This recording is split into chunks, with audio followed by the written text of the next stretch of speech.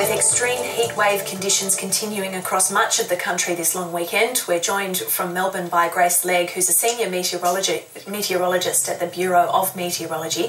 Thanks for joining us, Grace. This long weekend, where is the heat being felt the most? We've seen it over large parts of the country over the long weekend, and it's really been now moving through northern parts of New South Wales. Some relief has at least been felt for the southern areas as a cool change came last night, but it will continue through the northern parts, with large areas remaining above 40 degrees, probably at least until midway through this week. And what about the weather conditions? Are they weather conditions that would concern firefighters in particular?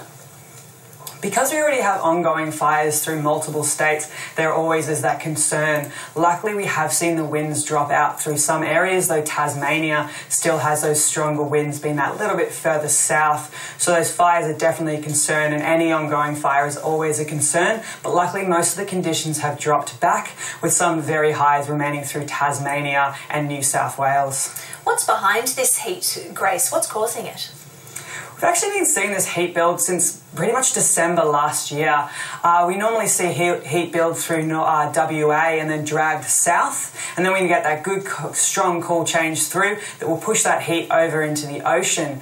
This time, though, we've seen the heat being building over WA for a very long time because we hadn't seen that monsoon come. Not a lot of cloud cover, so overall it just continued to build there. As it came south, when it gets pushed through by those strong northerlies, normally when you see a cold front starting to build, those cold fronts, though, would be dropping out and going further south than we'd like to see because of our blocking high to the east of Australia. And so those two combinations meant that that heat would build over WA, be pulled south, and then be moved basically north into Queensland and then back through to WA, so making that sort of anti-clockwise way around the country, build again and then be dragged once again south. So is relief coming soon?